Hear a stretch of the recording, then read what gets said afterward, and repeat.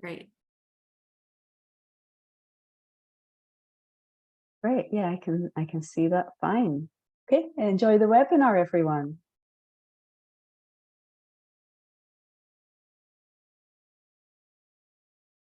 Okay. Hello, everybody, and welcome to our webinar. My name's Sam. And I'm Jessica.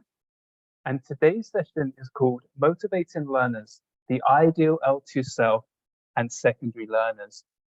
Before we start, I'd like to ask you if you have ever had problems with secondary students' motivation. If you have, write yes in the chat.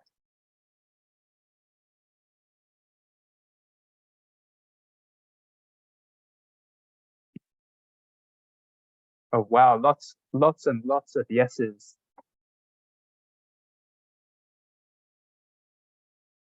Excellent, lots of yeses there. So thank you for all your responses.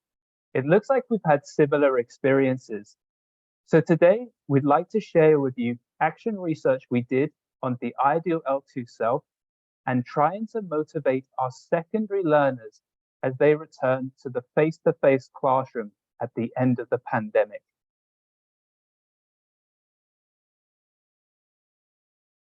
So today's session is broken down into 4 sections. First, we will cover the background and theory. So here we'll look at what is an ideal L2 self and why we as teachers should know about it. Next, we'll look at the methodology and practice. Here we'll look at practical activities in the classroom and how we can help find what drives our students. Then we'll look at the results and the conclusion. What impact did our research have, and how did we change our students? And finally, we'll look at how you can use these activities in your classroom and implement the 6 stages. So, moving to the pre-webinar survey results. Thank you for all your responses. They were really fascinating to read. From the results, we saw that 18 people had visualized themselves doing something to be successful at it. These included visualizing themselves teaching, visualizing themselves doing a job interview, visualizing themselves improving their English language skills, and even visualizing themselves flying a plane. That was an incredible answer. We also saw that people often focus on why their learners are learning English. And this is great to see. We saw that 10 people focus on it every lesson, which is wonderful. And our next question looked at do people dedicate classroom time to helping learners set goals? And from here, we saw that 14 people said yes, but 10 people said no. So hopefully in today's session, we'll be able to help you with this. Now, I'm going to pass you over to Jessica, who will provide you some more information on visualization. Okay, great. Thanks, Sam. So let's start with a question for all of you here today. The first question is, what is visualization? Take a minute and write a few words in the chat about what the word visualization means to you.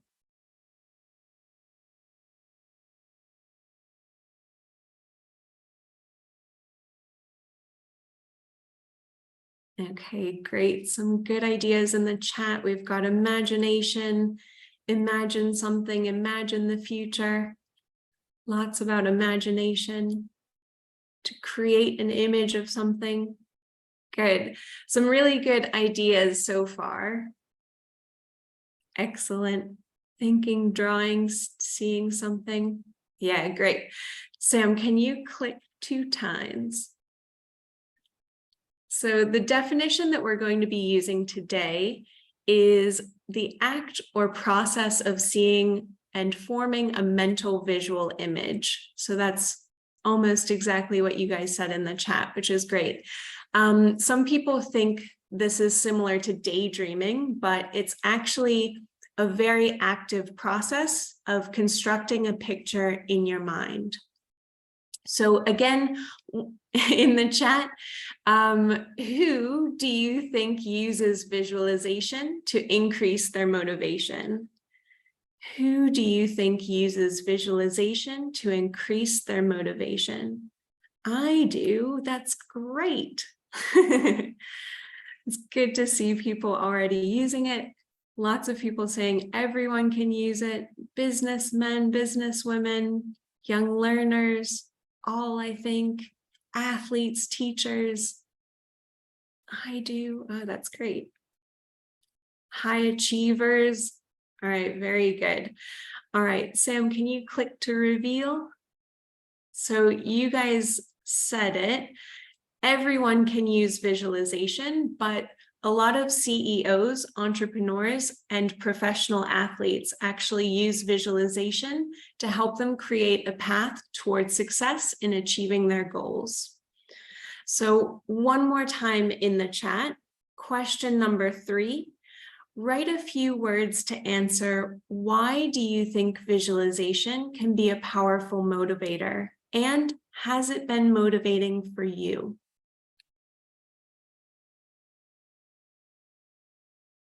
Oh, I see. Henda says visualization is a great way for people who get easily distracted. That's good. Good idea. It creates a reality in your mind, making the goal seem achievable. That sounds great. Makes the goal clear. To understand abstract concepts, sorry. Yeah, great. Help them to be more creative. Goals become clear when we visualize them. Okay, great. Some really excellent ideas. I can't keep up with all of them. But if you haven't used visualization before, that is completely okay.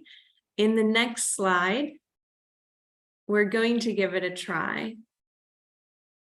Sam, yeah, thanks. All right, so I'm going to lead you through a visualization exercise that we used with our students in class. To begin, make sure that your feet are flat on the ground. Rest your arms on the table in front of you or on your lap. Put your hands facing either up or down, whichever feels most comfortable to you. Now, if English is your first language, whenever I say English, you can imagine any second language that you have studied in the past or that you are currently studying. For example, I'm currently studying Vietnamese, so I would imagine Vietnamese anytime I hear English. Now, close your eyes and listen to the words and questions that I say. Keep your eyes closed and try to make a visual image in your mind as we go. Imagine yourself in the future. You've studied English and can now speak it well. Imagine yourself in the future. How old are you now? What do you look like? Where are you living? What's your house like? Who lives with you?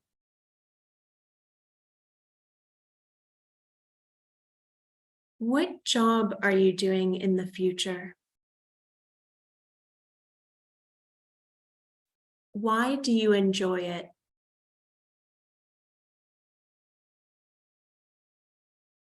What makes you happy about your life?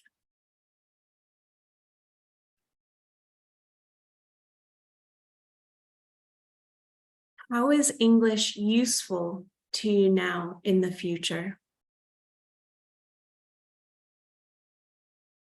What can you do in English? Do you use it in your work? Do you use it to study? Do you have English friends? Do you use it when you travel as a tourist? Imagine the one that is most important to you: work, study, friends, or travel. Now imagine yourself in that situation. Where are you? In an office? At a meeting? On the phone? With friends? In a university? In a foreign country? Are you in a cafe? In a shop? In the street?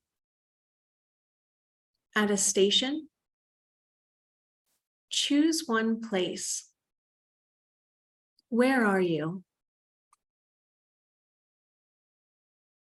What does this place look like? What can you see around you?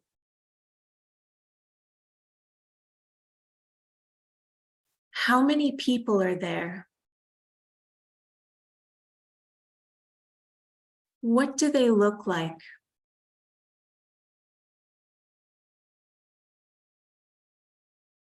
What are they wearing?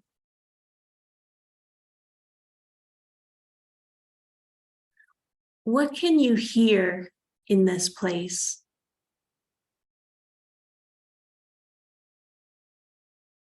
What are you doing? What are you wearing? Now you're speaking English to someone. Who is it? What do they look like? Imagine that you are speaking English very well. What are you talking about? What kind of things can you say in English?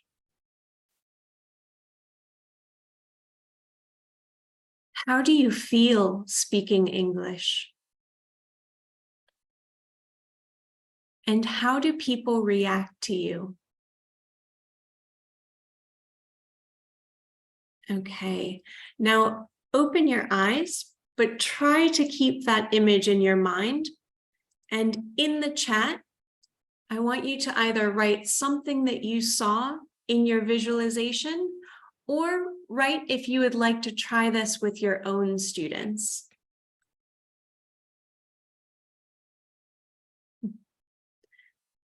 Jamila says, relaxing and meditation. Ooh, someone's in France sitting in a cafe. Some people wanting to try it in the class, ordering a coffee. That's great. That's my ideal Vietnamese self, being able to order coffee in Vietnamese and people understand me. All right, some people are in the countryside in a park. Okay, teaching a successful EFL class. That's great. Oh, great. Teaching English at the beach. That's great. Okay, well, this was one of the first steps that we took in helping students to create their ideal L2 self-vision.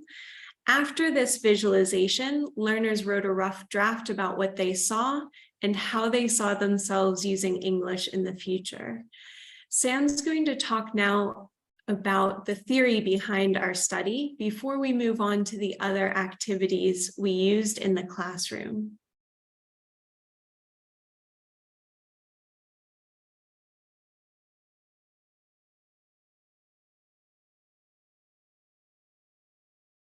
Hi, Sam, we can't hear you. You're on mute. Sorry.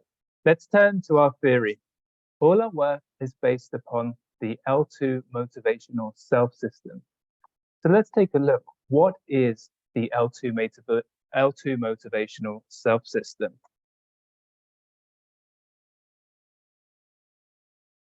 So the L2 motivational self system was originally theorized by Zoltan Dornier in 2005, and then again in 2009.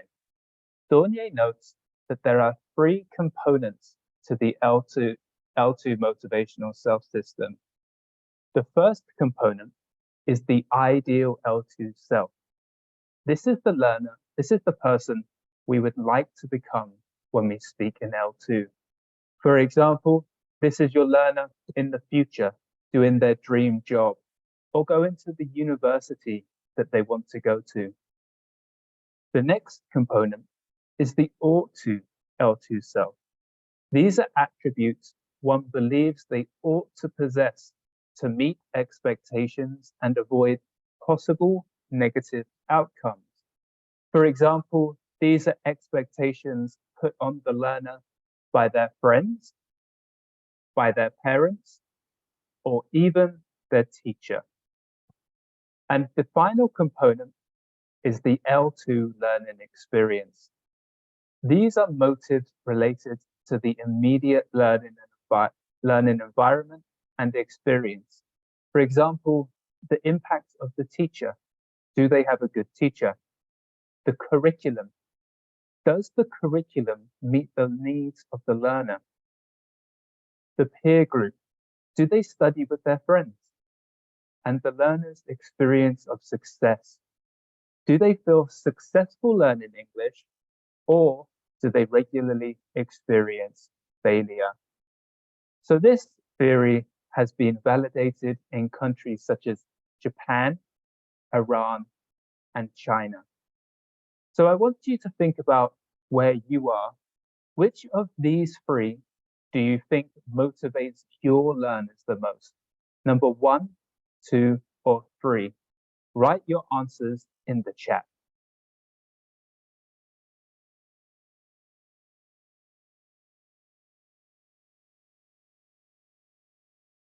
Great, so we've got Andrew's number 1, the ideal L2 self.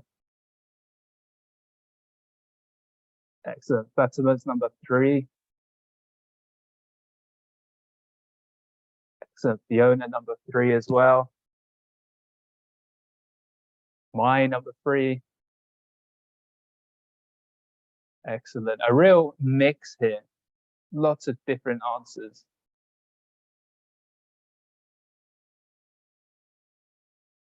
Wonderful, thank you for all the answers. There's a real mix there.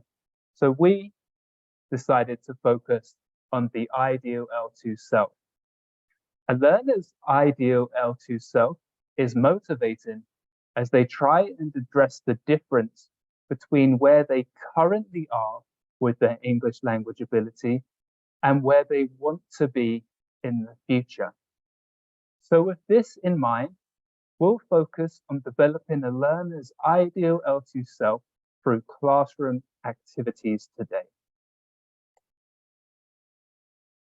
For a learner's ideal L2 self to be motivating, it needs to meet certain requirements. And there is a 6-stage process we can follow in the classroom to help with this. The first requirement is that the learner has a vision. So the learners need to be able to see themselves using English. And this goes with stage number 1. There is a blank, the vision. What do you think goes in the first blank? Write your answers in the chat. Clarify, create, clear, create, clarify. Excellent. So let's have a look. It is create the vision. The first stage is creating something for it to be motivating. The next requirement is that the vision is perceived to be achievable. So this means that it needs to be something that can happen and is realistic for the learners to achieve, not something unrealistic.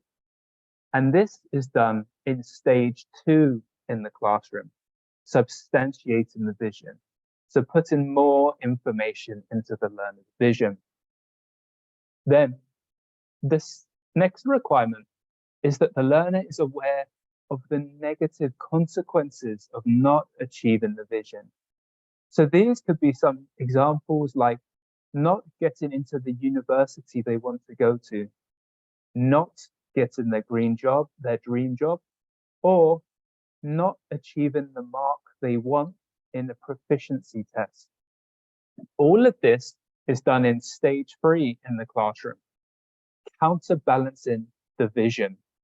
So here we have to look at the negative consequences of not achieving the ideal L2-self. The next requirement is that the vision is elaborate and vivid. The learners really need to be able to see the vision in their mind. They need to have a realistic vision. And this is done in stage 4, enhancing or blank the vision. What goes into the second gap? We've got strengthening from Alina, stimulating, strengthen, structuring, excellent, Caroline. Strengthen. So let's have a look. It is strengthening the vision. So in this stage, we enhance and strengthen the vision. The next requirement is that the vision is accompanied by relevant and effective strategies. So here, the learner really needs to see what they need to do. They need to set relevant goals and they need to look at learning strategies to get there. And this is done in stage 5, operationalizing the vision. And the next requirement is that the vision is regularly activated. The learner should not forget the vision and they needed to be reminded on a regular basis for it to be motivating. And this links to stage 6 in the vision, keeping the vision blank. We've got some suggestions already. So if there's any more, write your answers in the chat. Keeping the vision alive, excellent. Active, alive. Accurate, that's a good guess. Active, wonderful. Some really good suggestions in the chat. So the answer here is keeping the vision alive. The learner should not forget their vision and it should be regularly talked about during your class. So now I'm going to hand over to Jessica, who will talk about the activities we use in these stages. Great, thanks, Sam. So we already looked at one of the visualization activities that we used in our program. Now we're going to take a look at some of the other activities. Next slide, please. Great. The activities and materials we used came from Motivating Learning, a book written by Jill Hadfield and Zoltan Dornier. The book delves into the theories which Sam mentioned earlier and also gives a host of practical activities to use in the classroom. All of the activities are grouped together and sequenced to follow the 6-stage process for creating a motivating ideal L2-self vision, which Sam just referenced. Because there were 6 stages, we broke the study down into a 6-week program to fully explore each stage of the program and also leave room for the rest of the course curriculum. Now we'll take a closer look at the activities which we chose from the book for each week of the program.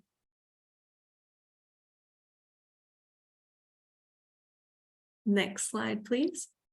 Yeah, great. In week number 1, as Sam mentioned, the aim was to help learners create a vision for their ideal L2-self. So we looked at 3 different activities to do this.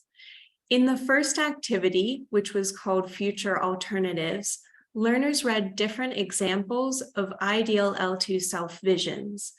This was to help learners gain a better understanding of the ways that people saw themselves using their second language in different areas of their future life. So, for example, at work, in their studies, or for traveling. Next, in activity 2, learners were introduced to visualization, what it is and how to do it. We had a few practice rounds which built up to the final visualization, which is what we did in the session earlier.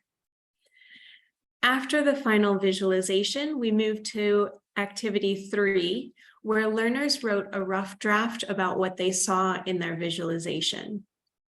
This included how old they were, where they were, what they were doing, and how English fit into that vision for the future. One example was a student who wrote about seeing himself in a cafe in Paris, speaking English with a group of international friends. Another student saw himself in the stands at a Manchester United match, cheering on his favorite team with all of his English friends. And a third student saw herself living on her own as a doctor in London. She noted having lots of English-speaking friends and now having to do everything in English. In the chat, write the number of the activity that you would like to try.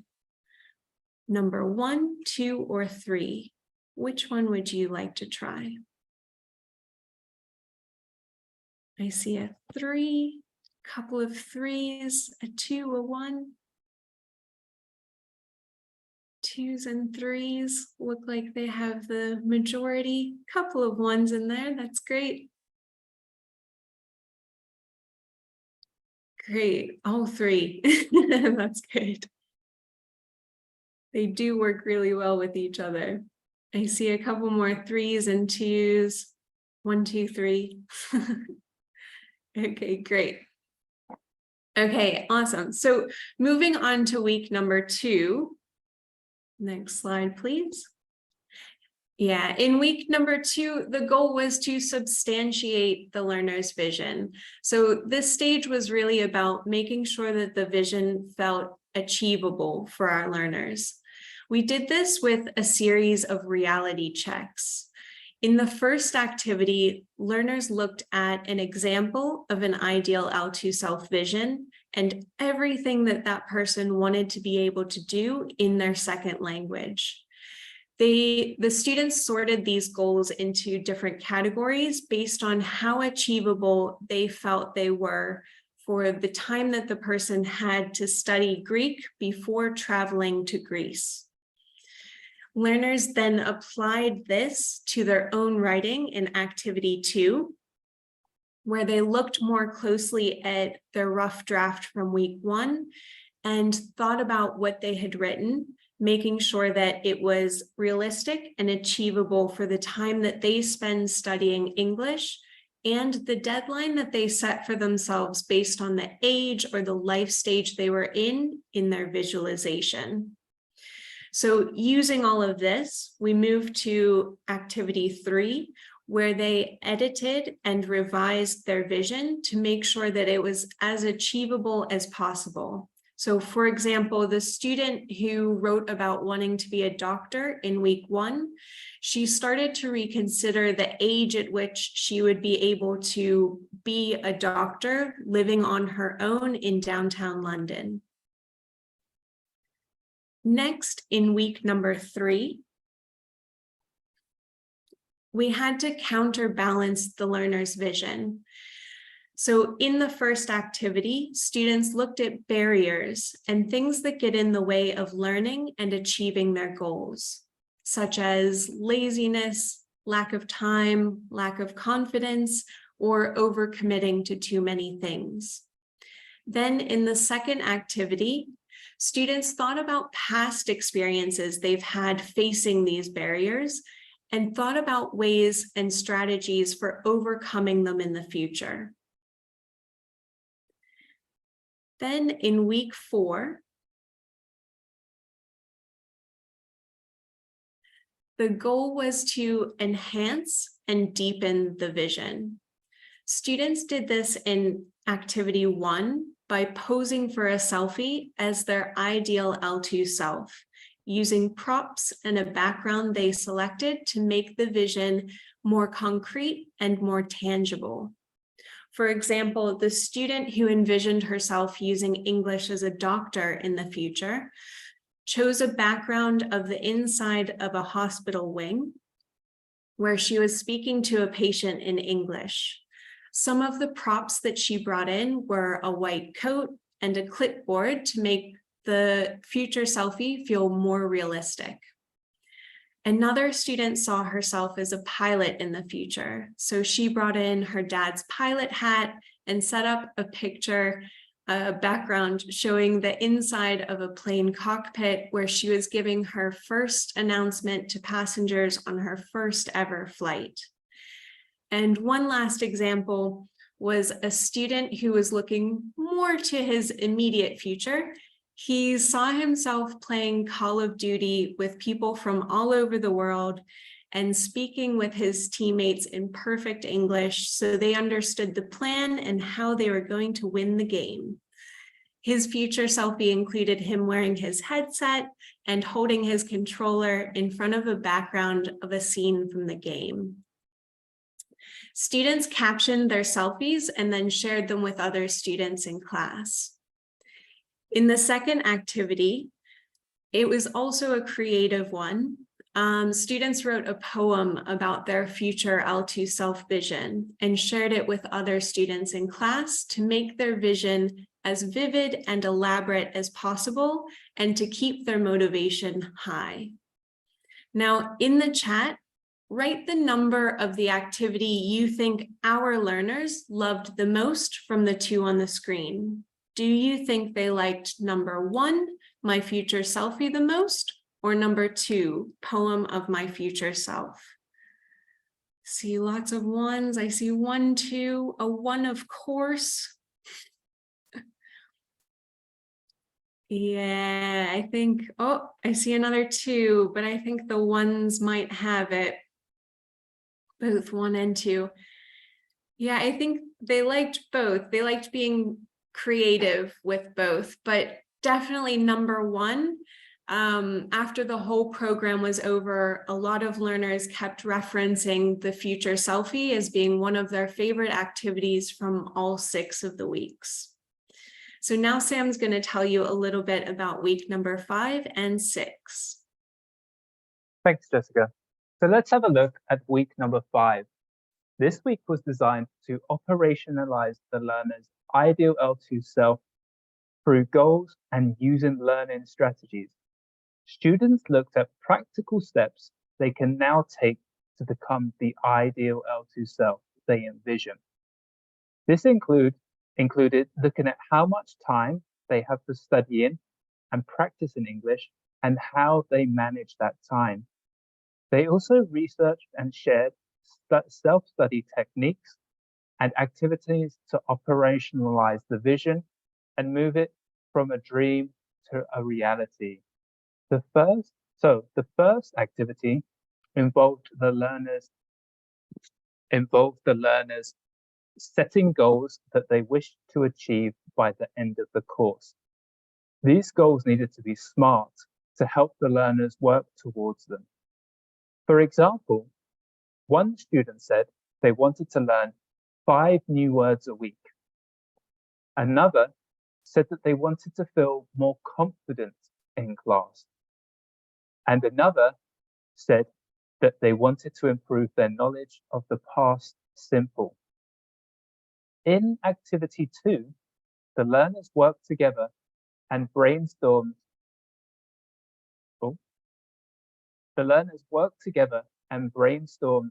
Self-study techniques that they can use.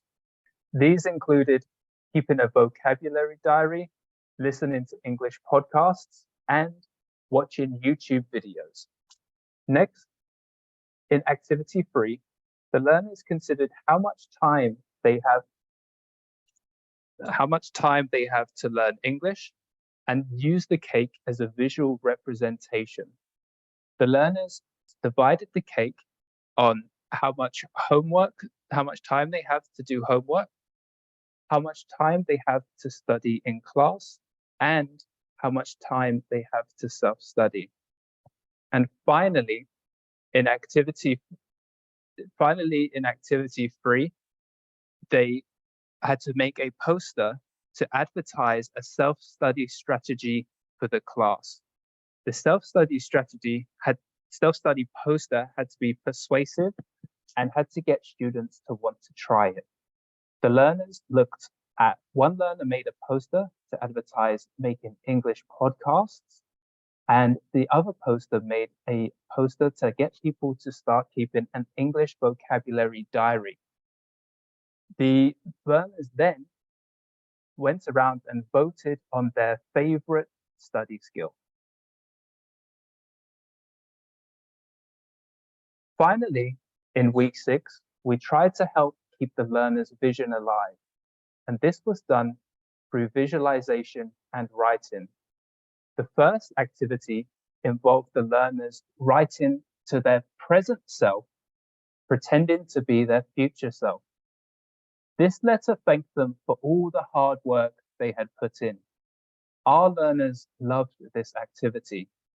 For example, one of the learners that wanted to be a pilot wrote to herself and thanked her for all the hard work it took to become a pilot. The next learner who wanted to own a private medical clinic wrote and thanked her for all the hard work they had put in and all their dedication. And another learner wrote and thanked themselves for helping them to graduate from the university they wanted to go to. We finished off this week with one final visualization for our learners, where they visualized themselves giving a presentation in a packed auditorium, feeling confident and successful to round off the intervention. We did this to boost the learners' confidence and get the learners to visualize themselves in the future.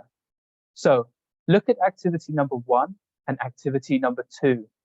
Which activity do you think your learners would like the most? Write in the chat. Kiara's written number 1. Both. Number 2. Excellent. Lots of number 1s here.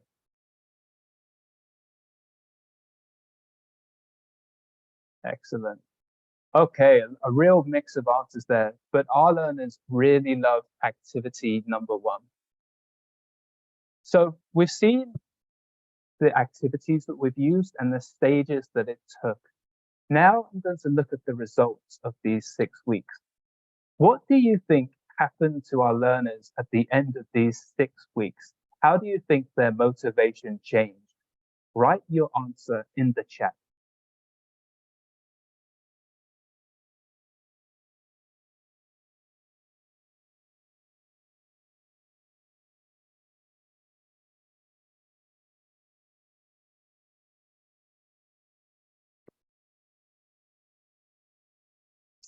So how do you think a clear vision? Excellent. Great, thank you, Tom D. Positive results, improvements. How do you think these 6 weeks impacted our learners?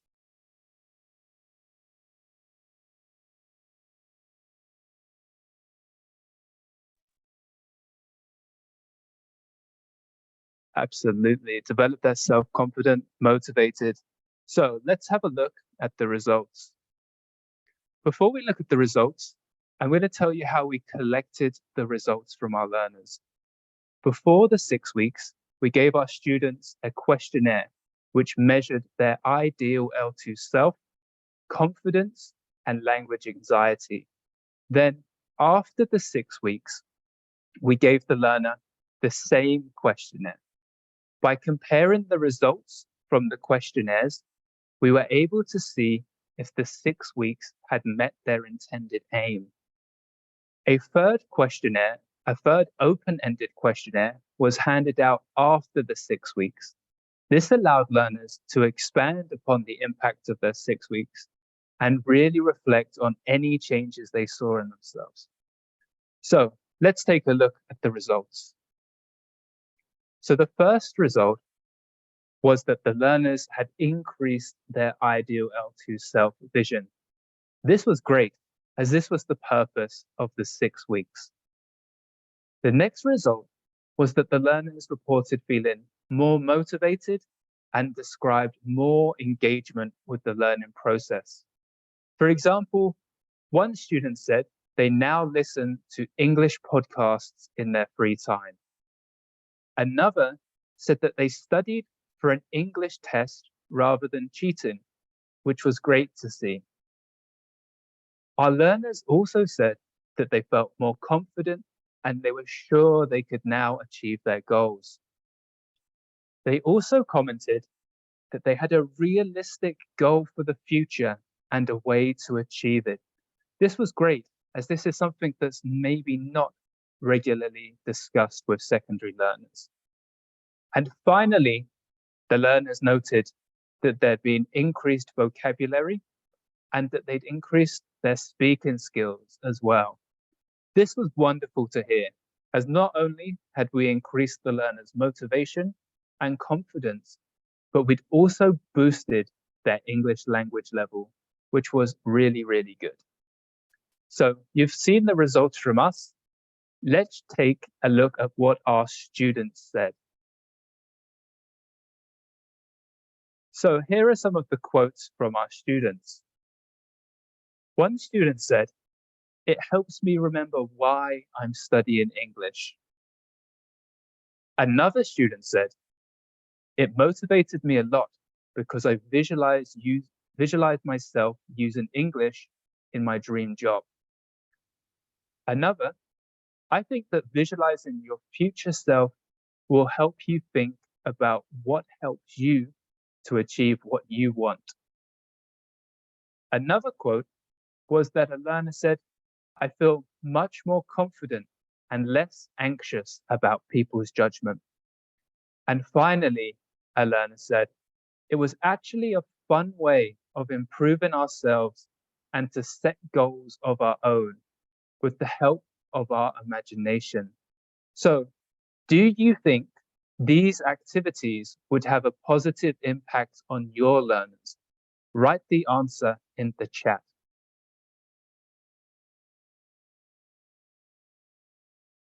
Melinda says yes, excellent.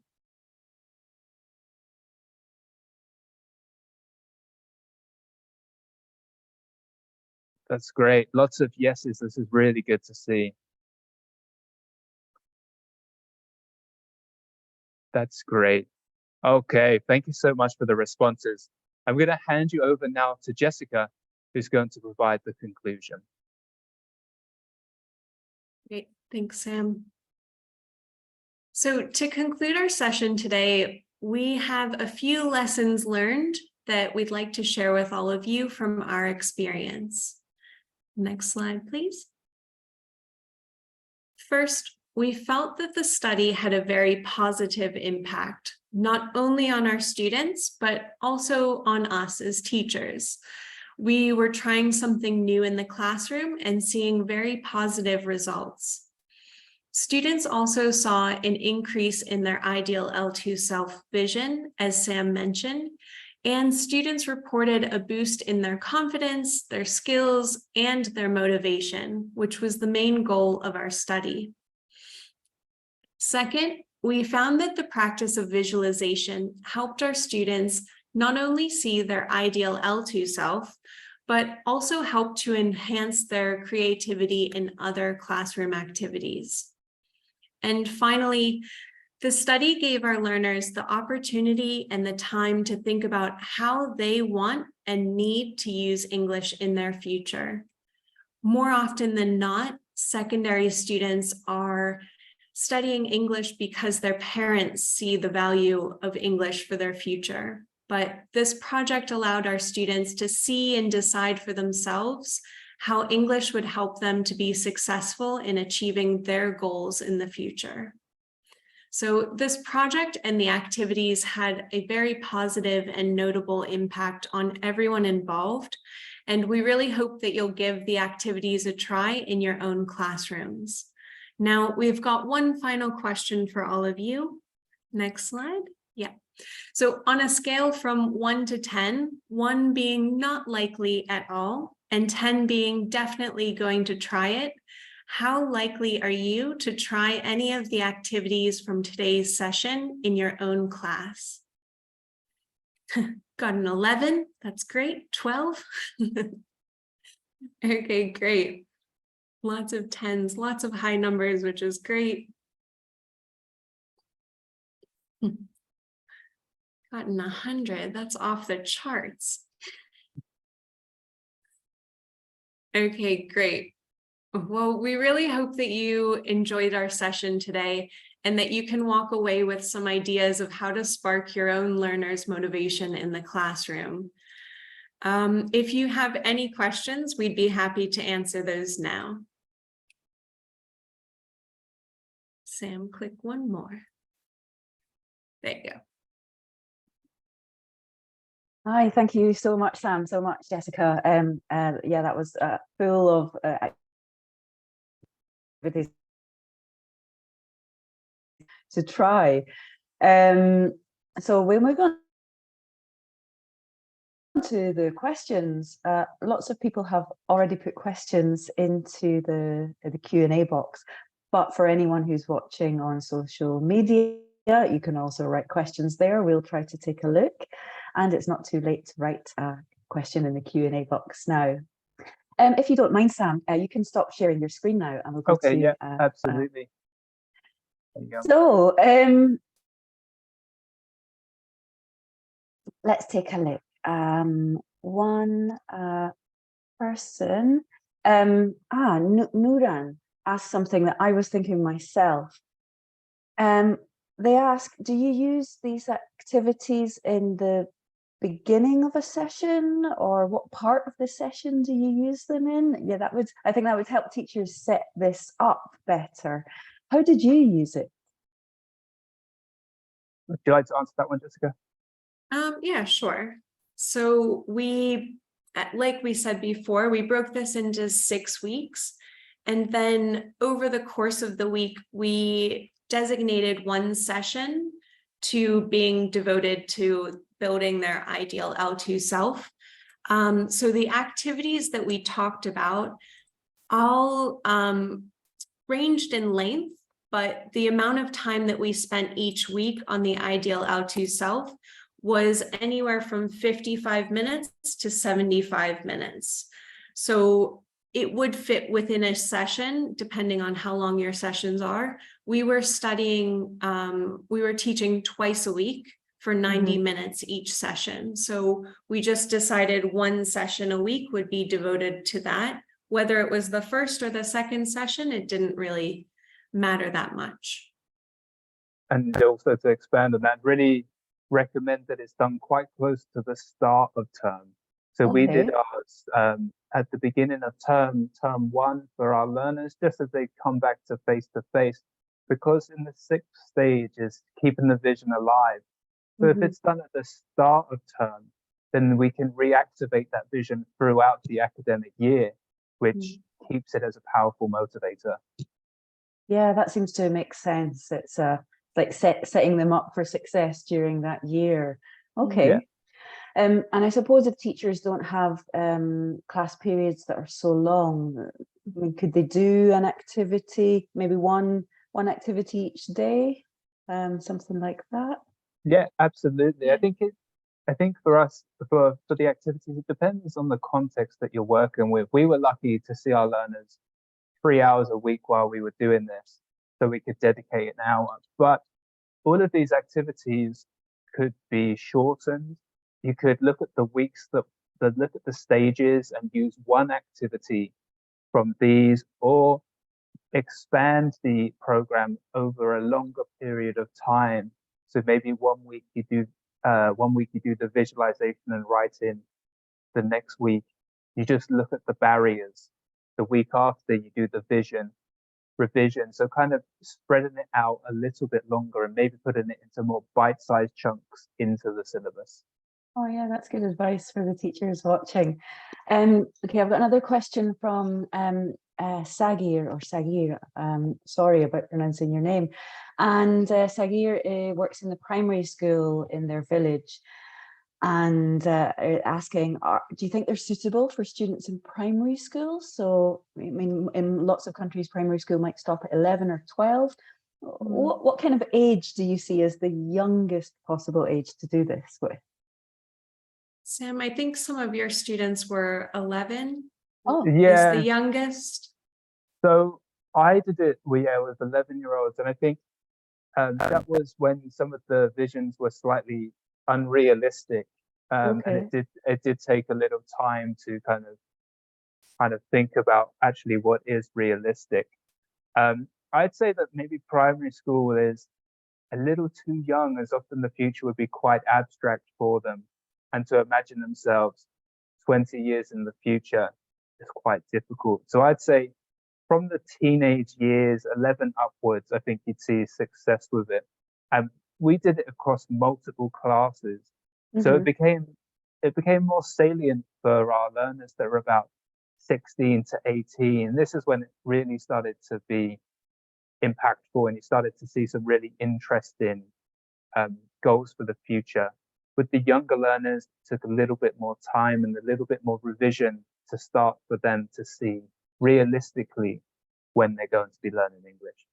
Yeah, I can see what you mean, and because if not, I think of my class of 9-year-olds, and I would have everyone wants to be a YouTuber and a footballer and a singer. But yeah, the activities about being realistic would be a bit more difficult for them. But I would love to see what they dreamed up when they did the visualization, though. I love the visualization, and I saw lots of comments from teachers who are watching today saying that that was just a lovely experience. Is this a question from me? Where did you get the questions? Did you write them yourself? No, because I can't. I enjoyed them a lot. I can't take credit for those. It's actually from the book. It's one of the activities from Motivating Learning. So Jill Hadfield and Zoltan Dornier wrote them. But somebody did mention in the chat as we were doing that they really struggled with seeing anything.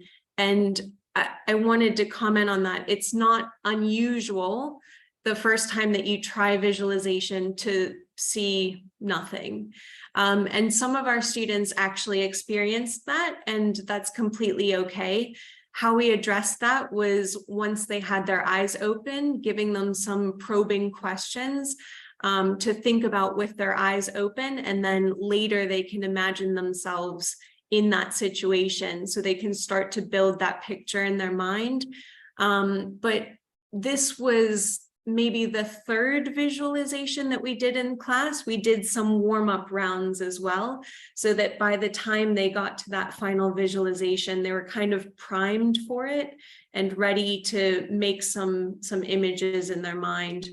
The first one was something like walking through a forest. What can you see? What can you smell? So it really started to tap into their creativity and their imagination, so that by the time we got to that last visualization about themselves and their future self, they were really ready to go. But if you didn't see anything, that's completely fine. We experienced that in our classrooms, and you just kind of support students and help guide them with their eyes open, and then eventually they start to, see a clearer picture in their mind.